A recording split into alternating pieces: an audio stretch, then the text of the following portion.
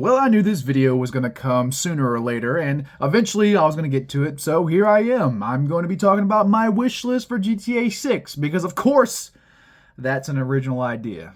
Yapper McYapping Son is back. That's right, Pipsqueaks. Go ahead and sit down in the back. We're going to be talking about GTA 6 and what me, as a longtime fan of the series, is going to be expecting to come soon. With that being said, though, I'm not going to bore you with a long backstory about my history with the series and what it means to me and all that stuff. That's all corny. I don't really care. I might get into it a little bit, but in general, we're just going to start from the top for things that I'm most excited for and what I'm going to be expecting. GTA 6 is a very mysterious game. It's a game that a lot of people are excited for, but we all don't quite know what it entails for the future. So I'm cautiously optimistic. I don't want to get my expectations too high. I'm usually a person who keeps his expectations very low, so I'm mostly surprised by the most menial things.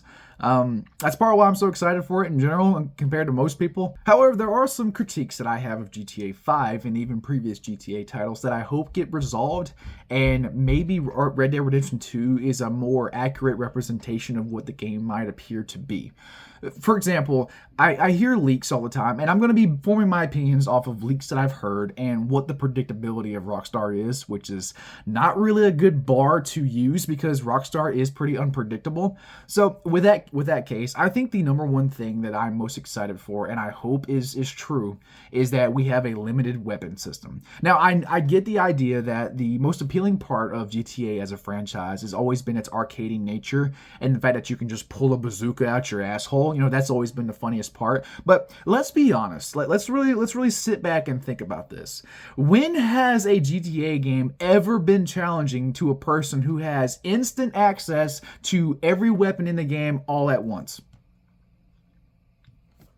I'm waiting, because most Grand Theft Auto games, despite their popularity, despite their fun, they're not very difficult. They're not very challenging, and I think that's a serious problem. I think a game should be challenging, especially a game that's rated M. You know, you would think a game would give you a fair challenge. It's unfortunate, though, that GTA 5, one of the most recent, the most recent game in the series, is not very difficult. It is not a very hard game, and the only way they managed to make that game difficult in its later years was through the online mode, and that was by throwing shit tons of enemies at you that were firing at you from all different types of angles and giving you a quick heal system. That was, honest to God, how they made the game harder, just by adding more enemies on screen. Which you could say, yeah, I mean, that's obvious a way to do it.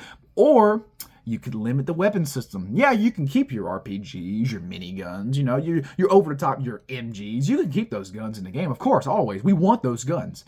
However, limiting them, I think, is really what you need to do. For example, if you show up to a fight or you show up to a mission, you as a player should be acknowledging and requiring information of knowing how the mission is going to go. Now, of course, you're not going to know how every mission is going to go, unfortunately. All you can do is predict the future. But I like the risk-reward factor of having to choose whether you carry an assault rifle and an SMG, or maybe an assault rifle and an RPG. You know, SMG and 2 pistols, you know what I mean? I like the limited weapon system of Red Dead Redemption 2. I think where Red Dead Redemption 2 has its faults is not the actual gun mechanics and the system itself. It was the lack of variety in weapons, because unfortunately that game was stuck in a time period where we did not have a lot of firearms, and because of that, it feels like a lot of the weapons in the game kind of blend in with each other. They don't quite feel as action packed. They don't really have that punchy nature that most GTA weapons have.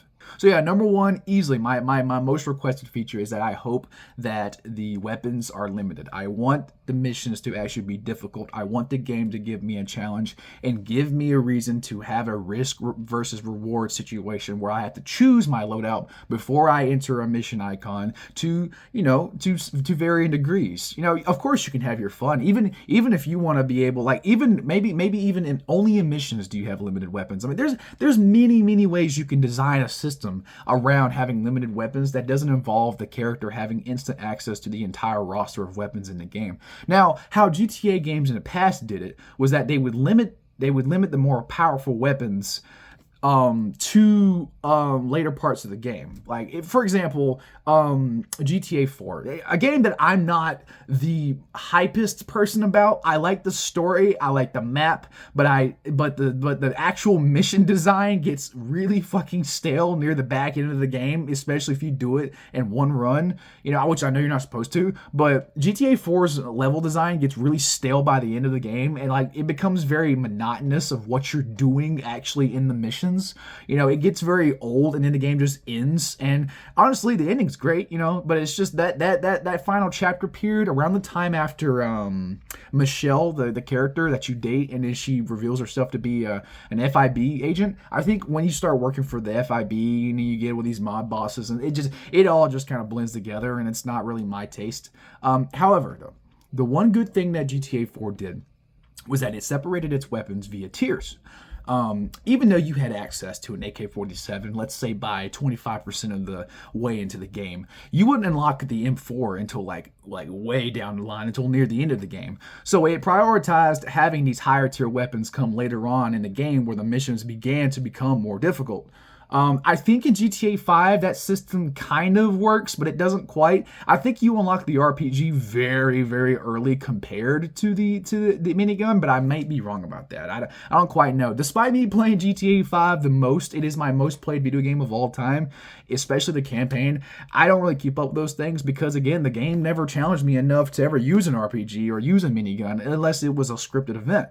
Actually, no. The minigun, now I'm thinking about it, I think the minigun was unlocked after you do the Polito score, if I'm not mistaken, because that's literally the mission, I think, where they first show off the minigun. And it's a great mission. Anyways, the point is, limited weapon system, I think, would work wonders for actually bringing back difficulty to GTA 6, or bringing back difficulty to GTA in general.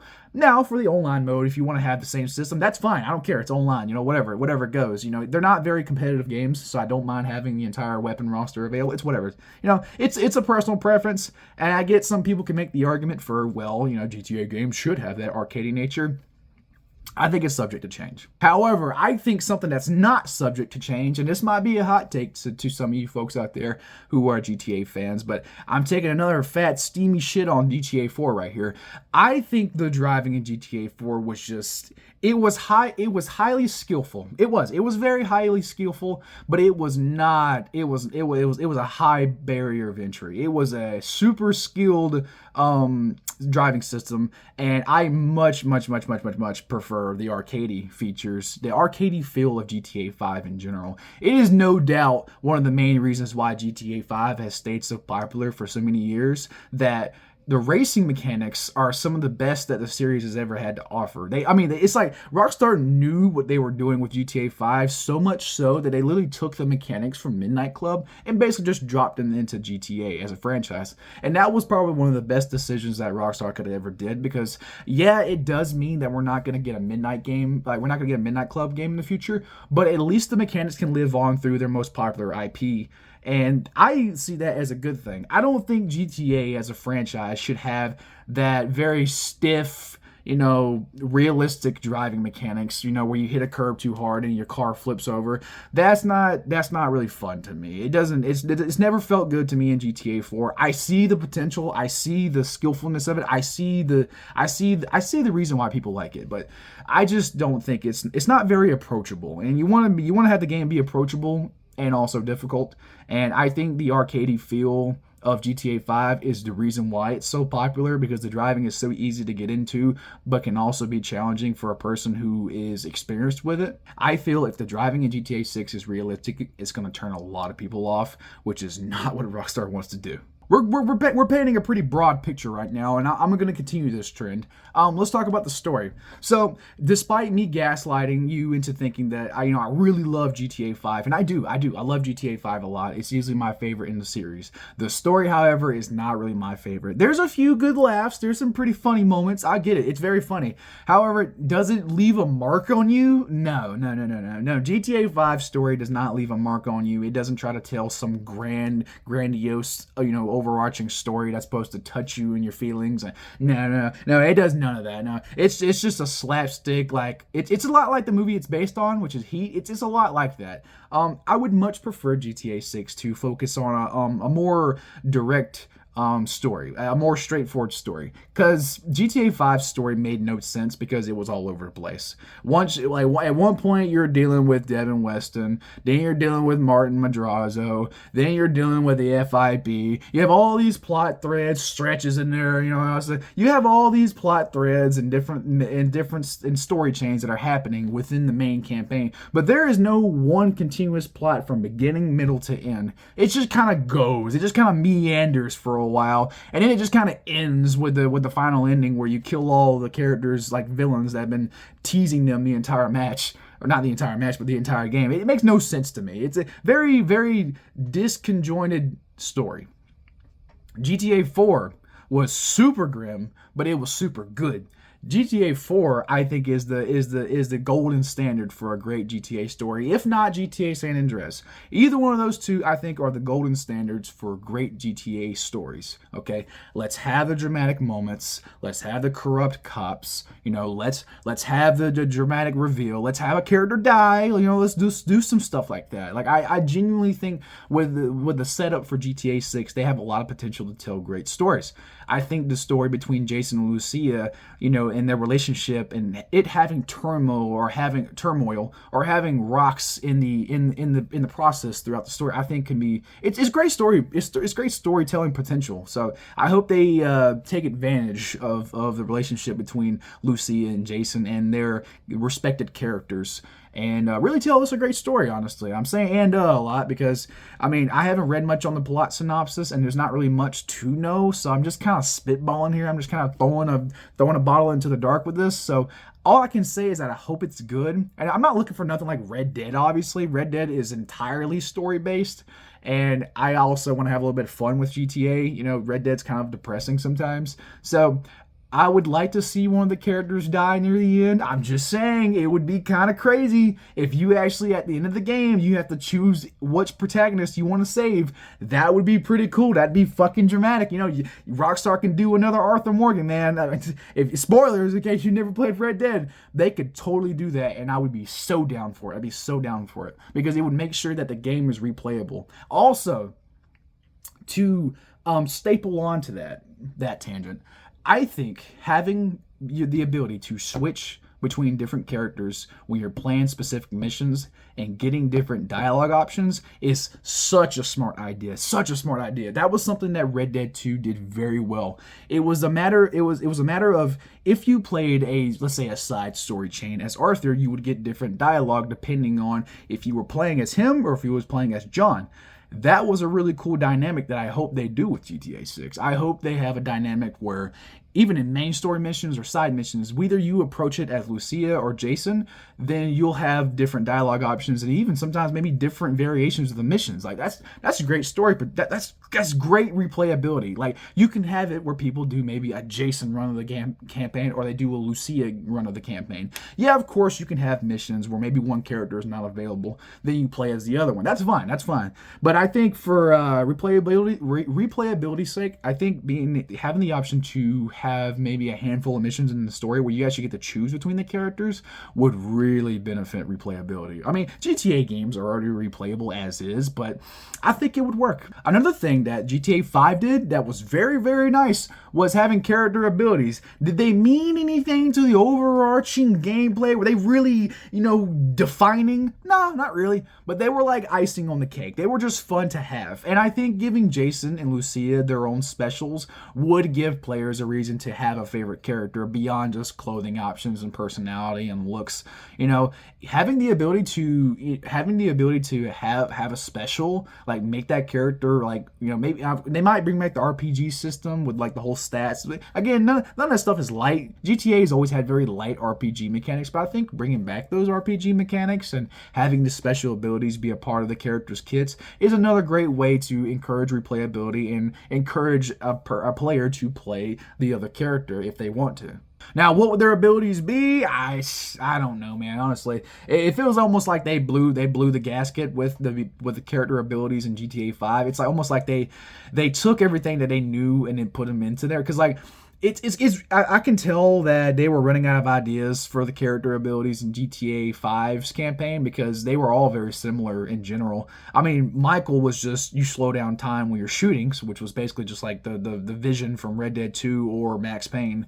You know, Franklin was probably the most unique one out of all of them because he had slowed down fucking driving, which was really cool. It was really cool, but it wasn't really a necessity, and it was only available in certain parts. It was only useful in certain areas of the game. And then Trevor had the best one, which was it literally made him invulnerable, and he did double damage. He made rampage mode basically. Other than that, though, I mean, you could have them be able to do maybe move faster. That's also a thing. I mean, you can have it where maybe Lucia, because she's a bit smaller and she's a bit skinnier, not as big as Jason. Maybe she has an ability to like increase her movement speed. Maybe she can move faster. Maybe she can roll faster. Maybe she can reload guns faster just for a temporary amount of time. Just do things faster inherently. And then with Jason, since he's the powerhouse, you can make it where he is stronger. You can give him a version of Trevor's ability where he can, hit harder. Maybe he can do special animations whenever he grabs a person with his fist or some shit.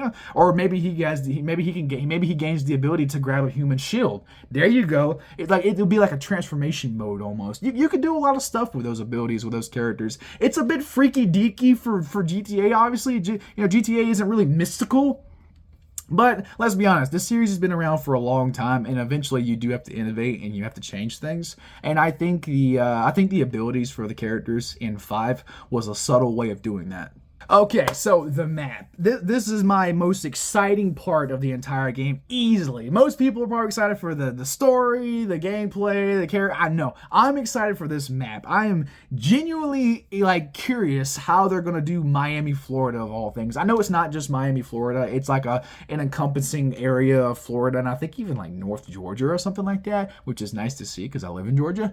But however, one thing that I'm hoping for the most is that the underwater activities are way more prevalent. If there was one thing that I think about, if there's one aspect about the GTA 5 map that I think went the most unused, besides all the dead space with all the mountains and stuff, which is a problem with that map, was the fact that the water itself was so well designed. Like, if you've ever went into the ocean of GTA 5, it's very well crafted. It's definitely, they spent a lot of time making it. It's unfortunate that even in the campaign and in online, fucking 10 years later, they have yet to design barely any missions that involve that well-designed ocean. It makes no sense to me. So I think by far my most exciting part for GTA 6 is that I hope that they actually do something with the ocean that we know is going to be very prevalent in the map. I mean, you can't tell me that going deep sea diving with turtles and shit wouldn't be cool. I mean, you can even do underground bases or whatever. There's all kinds of wacky stuff you can do with the ocean that I'd love to see. Parasailing, you can do boats, jet skis, obviously, things like that. You can do submarines, different type of submarines. There's a lot of I hope there's a lot of aquatic activities to do in GTA 6 because we know water is going to be a very prevalent thing, and I hope they take advantage of that. Also, another thing is, I hope the towns are just as in depth as Vice City itself, because that was another thing that GTA 5 had a big problem with, was that in its later years, GTA 5, especially in online, it got to a point where most of the player base stuck to the southern region of the map. Nobody ever went up north. If you were required to go up north for a mission, it was a slog. Nobody ever wanted to go to the northern regions of the map, Paleto Bay and Sandy Shores and stuff like that, and Grapeseed. Nobody ever wanted to go to these towns because they had nothing to do. They had maybe one or two clothes shops. They'd have a gas station. There was nothing. There was nothing of value to go to those cities. I hope GTA 6 takes advantage of more like the borough system from GTA 4, where the map is split up into 3 different cities, 3 major different boroughs, or major cities in this case because it's an entire state. Make those cities worth going there, man. Maybe they have unique activities, or maybe they have unique shops that you can only find there. That'd be a nice thing to do. It's unfortunate that every single shop activity and every map idea was mostly in the southern region of 5's map, and then they just kind of attached on the rest of it, and then they just copy and pasted the same exact stores, the same exact activities. I think there's 2 activities in the southern region of GTA 5's map that were actually unique. That was darts and the fucking cable car. The cable car was literally a fucking cutscene in Darts. Darts was pretty fun, okay? But that was it. That was it. That was all they did with that map, with that region of the map.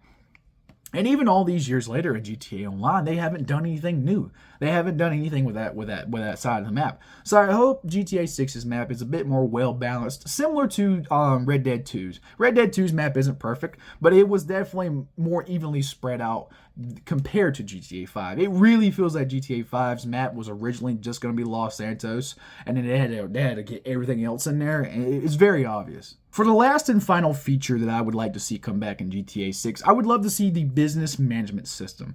This was something that was taken out of GTA 4 completely, and it was semi there in GTA 5. What do I mean? Well, in the PS2 games, after you completed the main story, usually there's more things to do in the older school games compared to the newer games. If you finish GTA 4's story, there's not really much to do or spend your money on besides just running around and causing chaos and buying weapons and shit. In GTA 5, they tried, but it wasn't as in-depth as it could be.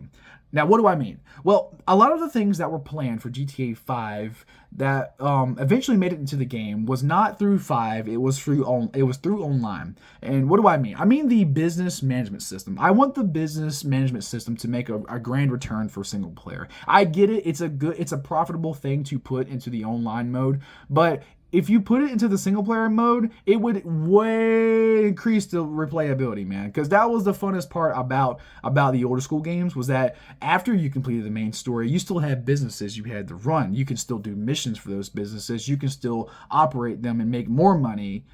That I feel would be a great reason for a player to spend $30 million that they give you at the end of the game and have nothing to do with it. You know what I mean? It would increase so much replayability for a player to actually be able to spend that money and use it and invest it and actually run their own businesses like you were able to do in the PS2 games. And even if a player doesn't want to engage with that stuff, they don't have to, because it's extra content. You know what I mean? So I hope they bring back that system, because I think it could work in a single player environment, because obviously it works in online and it doesn't require any teammates. It's really just grinding out missions and selling product and stuff, and every now and then getting this little mini campaign associated with it. But I hope they actually do something like that. It'll be very interesting. And one last thing before I leave, I hope they bring back single player DLCs. I am a big single player guy. Don't get me wrong, I play a lot of online games. You guys know this. I play a lot of online games. However, GTA has always been a single player mainly focused series, okay? GTA 4, Battle of Gay Tony, and Lost and Damned, they were very good DLCs. They were very good story expansions. And it's a shame that we got lied to. We got blueballed back in the day by Rockstar when they said we were going to get single player DLCs, but we never did. So maybe they'll do it for GTA 6, but it's very doubting, man. It's very doubting. Rockstar is going to go where the money's at, and unfortunately, the money is with not Red Dead Online, but GTA Online. That's where the money's at, and we all know that these companies, at the end of the day, are companies. So they're going to follow the money, no matter what you say. So despite the potential of it coming, maybe it will. I don't know. Hell, I'm still doubting GTA 6 comes out this year. I will be shocked if it gets. I will not be shocked. I will not be too shocked if it gets delayed once again. But hopefully it comes out this year, and I'll be able to play it and have a grand old time, and it might end up becoming my favorite game of all time. And I'm so excited, but I'm not too excited. I'm still keeping my excitement in check, okay? Because at the end of the day, listen, we had games like Cyberpunk happen, okay? CD Projekt Red isn't perfect, and neither is Rockstar. So there's no telling what this game's quality is going to be, but all I can do is hope it's going to be good, and the track record is pretty good. So maybe it'll get, maybe it won't. I don't know. But yeah, that's my little fan wish list thingy. You can critique it down there in the comments. I don't really know. I'm just kind of just spewing and yapping stuff. It's a lot of stuff's been on my mind for a while now, and I enjoy talking about games. I enjoy talking about games, projects, franchises, and stuff that I'm actually passionate about. As you can tell, the runtime of this video is much longer than my usual stuff. That's because when I talk about something I'm passionate about, I can just keep yapping and yapping, man. I love to talk, especially about things I'm passionate about. And, well, GTA is one of those things. So, yeah, anyways, though, hope you enjoyed my little yap session here, and I'll see you next time.